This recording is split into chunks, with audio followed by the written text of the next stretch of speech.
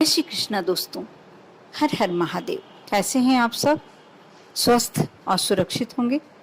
दोस्तों, शनिवार के दिन पीपल वृक्ष के नीचे एक दीपक लगाने मात्र से आपके सारे कष्ट मिट सकते हैं। कैसे, मैं आगे अपने वीडियो में बताऊंगी। आप पूजन करते होंगे, घर में आपने मंदिर भी होगा, आपके सभी भगवान आपने बिठा के रखे होंगे, जो भी आपके इष्ट होंगे उनकी पूजन करते होंगे, दीपक लगाते होंगे, सभी कार्य करते होंगे, भोग भी लगाते होंगे। करना भी चाहिए, लेकिन इतनी पूजन पाठ करने के बाद भी, इतने विधि विधान से हम पूजन करते हैं, व्रत भी करते हैं, सब तरह से भगवान को, अपने इष्ट को मनाते हैं, उसके बाद भी कभी हम परेशानियों से घिरे होते हैं। हमें समझ में ही नहीं आता कि हमसे ऐसी क्या गलती हो रही है। बिल्कुल, ये बात बिल्कुल सही है कि आप जानबूझकर कोई गलती नहीं करते, लेकिन अनजाने में कभी आप जाप करते हैं, यदि आपके मंत्रों का उच्चारण गलत हो जाए, ये आपका एक तरह से अनजाने में गलती होती है। आप दीपक लगाने में कोई गलती करते हैं।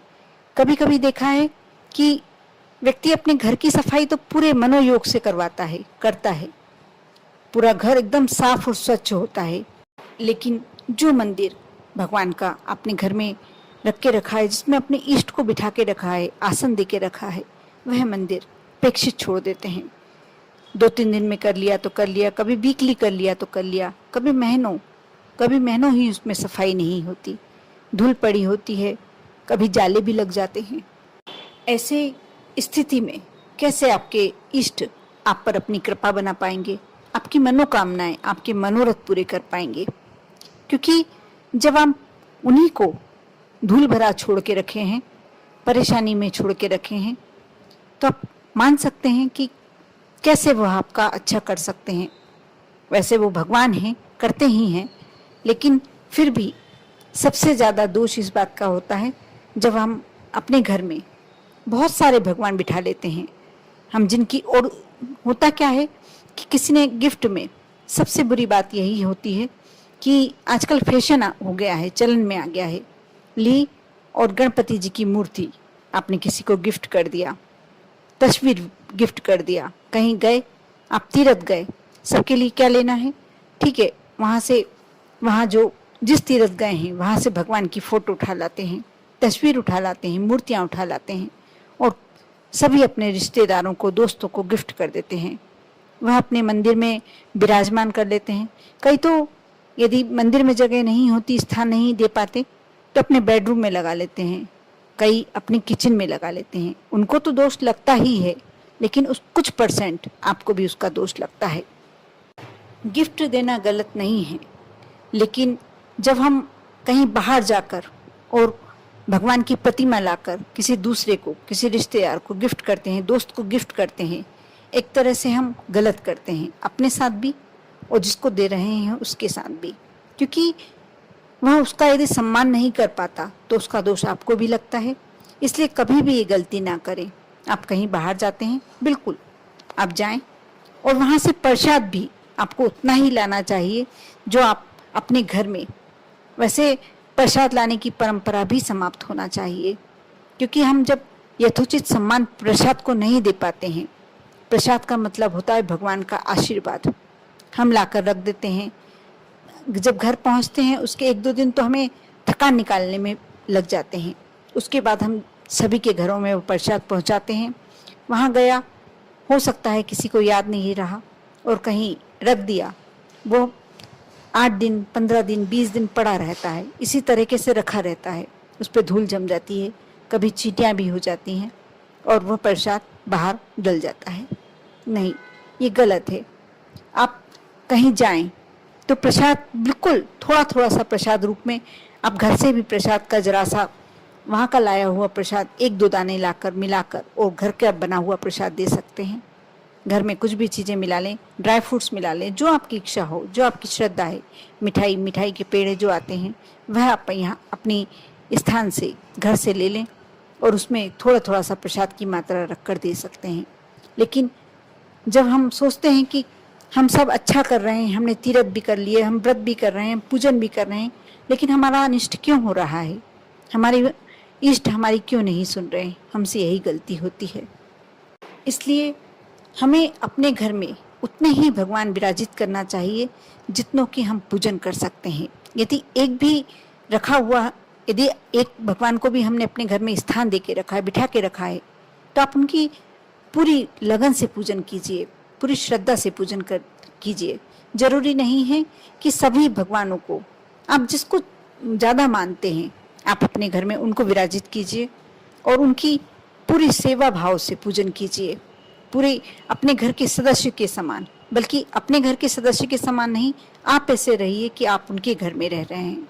अब देखना, आपको कुछ करना ही नहीं पड़ेगा, क्योंकि जब आपने भगवान को वो घर सौंप दिया, भगवान का वो घर मान लिया और आप उनके घर में रह रहे हैं, तो प्रभु के घर में आपके साथ कैसे अनिष्ट हो सकता है?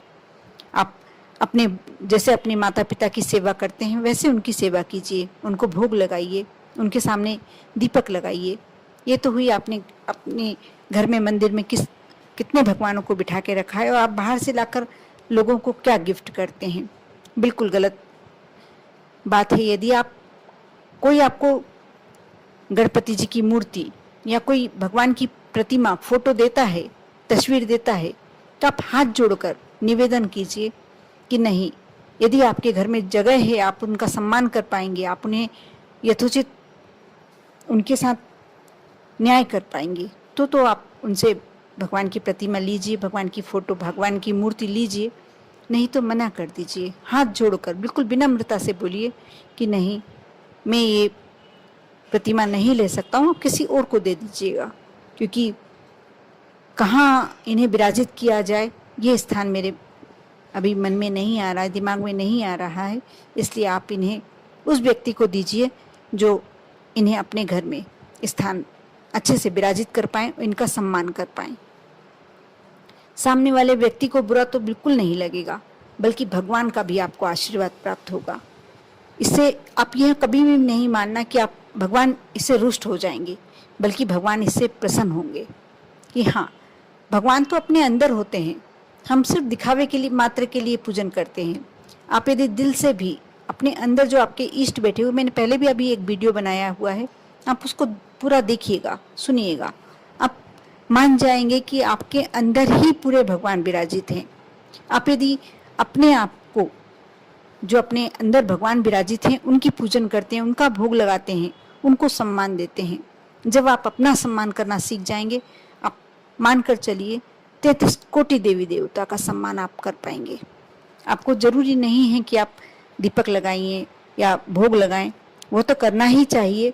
जब हम हिंदू धर्म में, सनातन धर्म में हमने जन्म लिया है, तो ये करना बहुत जरूरी है, क्योंकि हमारे ऊपर कोई अदृश्य शक्ति है, ये हमको मानना ही पड़ेगा। और है भी। जब आप उनकी पूजन करते हैं, उनसे कोई अपनी मनोकामना पूरी करने के लिए विनती करते हैं, आपकी वह मनोकामना अवश्य पूरी करते हैं, आपके ऊपर उनका आशीर्वाद बना रहता है। आपके घर में कोई भी आकस्मिक दुर्घटना नहीं होती, कोई भी अनिष्टकारक घटनाएं होने वाली भी होती हैं, बड़े रूप में होने वाली होती हैं, छोटे रूप में होकर टल जाती हैं। मैं पीपल के वृक्ष की बात कर रही थी। जैसे गीता में कृष्ण ने कहा है कि वृक्षों में मैं पीपल का वृक्ष हूँ। आपने कभी गीता पढ़ी हो या सुना हो गीता ज्ञान, आप सुनना या पढ़ना। पीपल के वृक्ष को कृष्ण भगवान ने अपनी संज्ञा दी है, तो आप मानकर चलिए कि पीपल के वृक्ष में स्वयं श्री हरि भगवान विष्णु और माँ लक्ष्मी का वास होता है।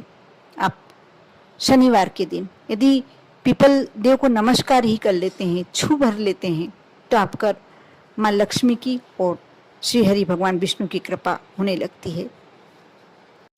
दोस्तों, इतना ही नहीं, जो मैं ये उपाय बताने जा रही हूँ, आप यह कार्य कर लेते हैं, इसमें कोई दिन का बंधन नहीं है। आप किसी भी शुक्ल पक्ष से शुरू करें, चाहे कृष्ण पक्ष से शुरू करें, आप कोई से भी माह से शुरू कर सकते हैं। कोई बड़ा महीना कोई नहीं, कोई छोटा महीना नहीं। अब जब आपको लगे कि आपको शुरू करना है, आपको ये कार्य 11 शनिवार करना होगा। आप सुबह जाएं, जब आप सुबह स्नान कर लेते हैं शनिवार के दिन, आप स्नान करने के बाद एक कलश, हाँ एक बात और बता दूं मैं कि कलश तांबे का नहीं होना चाहिए। यदि आपके यहाँ स्टील का कलश है, मतलब लोहे का कलश है, तो सर्वश्रेष्ठ। और नहीं तो आप पीतल का कलश ले सकते हैं, लेकिन आपको तांबे का कलश नहीं ले जाना है। एक कलश में थोड़ा सा जल भर लें, और यदि कच्चा दूध आपके पास है तो थोड़ा सा कच्चा दूध और कुछ भी मीठा, थोड़ी सी शक्कर, थोड़ा सा गुड़ आप जल में डाल लें। यदि आपके पास भोग लगाने के लिए कुछ मीठा है, यदि आपके मिठाई स्वरूप आप ले जा सकते हैं एक पेड़ा, एक बर्फी, यदि सफ़ेद रंग का कुछ भी मिष्ठान, तो आप कर देखिए। यदि नहीं ले जा सकते हैं कोई बात नहीं, थोड़ी सी शक्कर ले जाइए। आपको सुबह जाना है, जब आपने स्नान कर लिया, जब आपको टाइम मिले, आप पीपल देव के जड़ में इस जल को समर्पित कीजिए, जिसमें थोड़ा सा कच्चा दूध मिला हुआ है, थोड़ी सी शक्कर मिली हुई है। इस भोग को लगाइए। यदि आपकी इच्छा है, आप कर सकते हैं, तो एक तेल का दीपक लगा दीजिए और 7 बार क्लॉकवाइज, यानी घड़ी की सुई जिस तरीके से घूमती है उस तरीके से आपको 7 परिक्रमा पीपल देव के समक्ष देना है। अब बिल्कुल मत सोचिए। और एक बात और बता दूं कि जितना पुराना वृक्ष होता है और किसी मंदिर के प्रांगण में होता है, किसी मंदिर के एरिया में होता है, तो सर्वश्रेष्ठ होता है। जैसे हनुमान जी के मंदिर में पीपल का देव सिद्ध हो जाता है। और आप 7 परिक्रमा करके जो अपने मन की आपकी मनोकामना है, आप पीपल देव के समक्ष बिल्कुल आंख मीच कर और अपने जो भी मन की कामना है, यदि आप बहुत ज़्यादा कष्ट में हैं तो भी आप अपनी मन की जो भी मनोकामना है, जो भी आपकी परेशानी है, जो भी आपकी समस्या है, पीपल देव के समक्ष कहें। 7 परिक्रमा आपने कर ली, उसके बाद अपने मन की इच्छा पीपल देव के समक्ष रखी। दीपक तो आपने पहले ही लगा दिया, आप घर आ जाएं। आपको शाम की समय, सूर्यास्त के बाद, आप जब भी आपको समय मिलता है, शाम को जाएं और एक दीपक, आप सुबह तो आपकी इच्छा हो तो लगाएं, नहीं लगाना है तो नहीं लगाएं। लगाएंगे तो भी बहुत अच्छा है, नहीं लगा पाते हैं तो कोई प्रॉब्लम नहीं है। शाम की समय आपको अवश्य दीपक ले जाना है, वहाँ लगाएं पीपल देव के समक्ष और हाथ जोड़कर फिर से विनती करें कि प्रभु, आप में कहते हैं श्री हरि भगवान विष्णु का वास है, आप में कहते हैं माँ लक्ष्मी का वास है, और आप में कहते हैं 33 कोटि देवी देवता विराजते हैं। आप मेरे इस कष्ट को आप ही दूर कर सकते हैं और आपको ही दूर करना है। इसी इच्छा से मैं आपके पास आई हूँ और आपको मेरी इस मनोकामना को अवश्य पूरा करना है। इस तरीके से आप विनती करें और घर आ जाएं। आप ऐसा 11 शनिवार आपको करना ही पड़ेगा। किसी शनिवार यदि आप किसी कारण से चूक जाते हैं, और ऐसा नहीं है महिलाएं नहीं कर सकती हैं, महिलाएं भी कर सकती हैं। यदि पुरुष करते हैं तो श्रेष्ठ होता है, लेकिन आप महिला हैं, वो करना चाहती हैं, क्योंकि कई महिलाएं मुझे कमेंट्स में पूछती है कि हम इस पूजन को कर सकते हैं क्या। तो मैं इसमें खुद से ही बता रही हूँ कि आप कर सकती हैं। यदि आपके घर में कोई पुरुष है वो कर सकता है तो बहुत ही अच्छी बात है, नहीं कर सकता तो आप भी कर सकती हैं, कोई प्रॉब्लम वाली बात नहीं है। आप इस उपाय को कर देखें। आप देखेंगे आपके जीवन की सारी समस्याएं, बड़ी से बड़ी, यदि आपके ऊपर कर्ज लाखों में भी चढ़ गया है तो आपको रास्ता दिखाई देने लगेगा, समझ में आने लगेगा कि कहाँ से मुझे पैसा प्राप्त हो सकता है, मैं कहाँ मेहनत करूं और मुझे इतना धन मिल जाए कि मैं इस कर्ज को पूरी तरीके से चुका सकूं। या और भी कोई समस्या, घरेलू समस्या, कलह संबंधी समस्या, बीमारी संबंधी समस्या, अब जो भी समस्याएं हैं, पीपल के वृक्ष के नीचे, जितना पुराना वृक्ष होगा उतना ही अच्छा है। और यदि किसी मंदिर के प्रांगण में होगा तो सर्वश्रेष्ठ, क्योंकि सारी शक्तियाँ उस पीपल के वृक्ष में आ जाती हैं।